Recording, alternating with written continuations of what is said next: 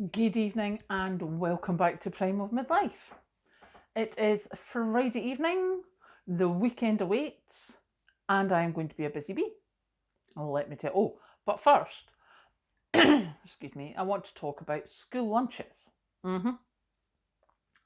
There has been a report out that in Northern Ireland, the holiday meals for children are not going to be happening because the government does not have enough funds.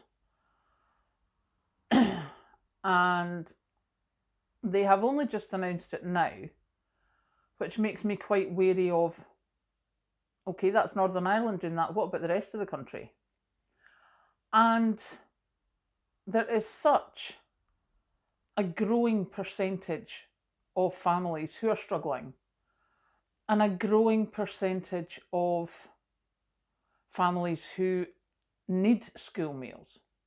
However, I've also noticed, and it's through no fault of anybody's really, there's been a few reports about how dreadful school lunches are. Now, I don't know about you, but having seen some of these reports and knowing the way that industrial catering works, whether it be care homes, schools, prisons, camps, anything like that, there is a minimal budget. This is where, what was his name, 30 pence Lee, that's where he got his 30 pence from, because they cooked for hundreds, over 100 people. And you can budget for scale. But with the cost of living crisis, with the increased cost of energy, the increased cost of food, the increased cost of transport, these places are struggling. They're struggling to be able to make the nutritious meals that we expect for the amount that they're given. And again, as I said yesterday about the government being so far behind the times, the government hasn't upped budgets for these things yet. Although, over the last year, prices have increased almost exponentially. The budgets for care homes, schools, prisons for food, they have not increased to the same extent. So my first thought was, okay, so how do we do cheap lunches for kids at school? What can parents do that's going to be cheap and relatively nutritious? And then I threw that out the window with, what can parents do that's going to be cheap and fill the kids up? Because nutrition's going out the window as well, because that's probably more expensive. But if these parents are on free school meals anyway, they're already struggling. There possibly isn't the budget to be doing that. And I don't have an answer. Unless some of these warm spaces that people have been doing, or the community fridges, community kitchens, possibly be looking to them to see if they can do anything. However, I'm quite sure their budget is cut to the bone as well.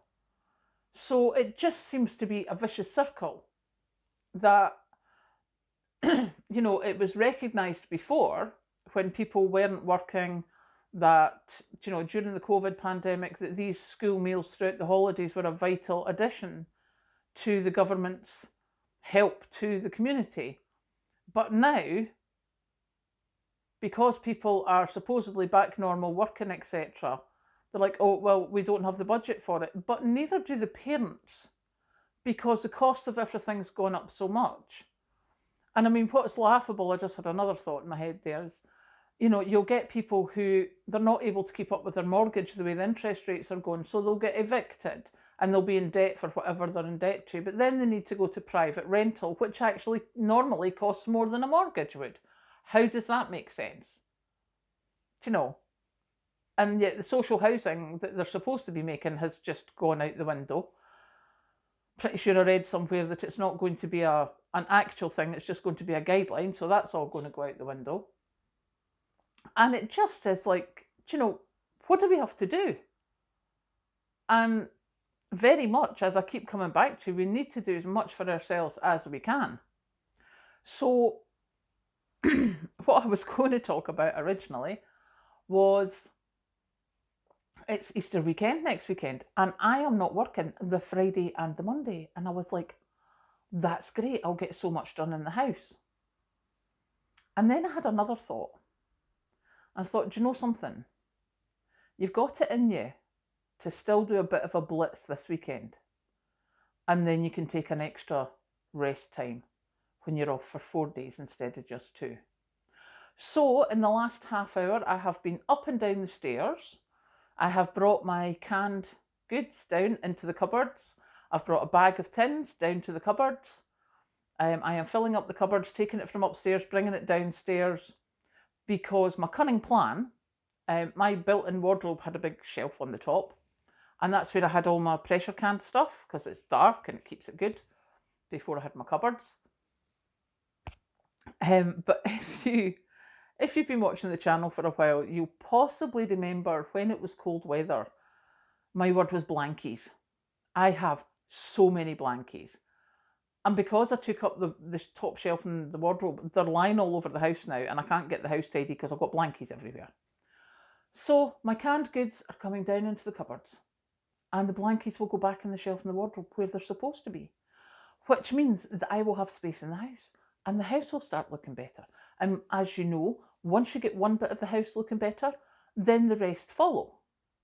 So there's all these things. I have one of these houses, you know, where once you start something, you could, oh, but then if I do that, then I can do that better, and then I can, and you never actually end up doing the first thing that you thought about in the first place. So that's a bit ridiculous. So yes, that is my plan, is I'm going to be a busy bee this weekend so that I can rest next weekend, because I have 4 days off. So my Friday evening plans so far, because I haven't even had a cup of tea since coming in from work. I mean, I'm just so hard done by. I'm going to go and have a cup of tea now, because, you know, 5 or 6 times up and down the stairs, that'll do me for now. So we'll have a cup of tea, we'll think about what we're having for dinner, and then we'll go and do some more running up and down the stairs. So I will go now, and I will catch you later.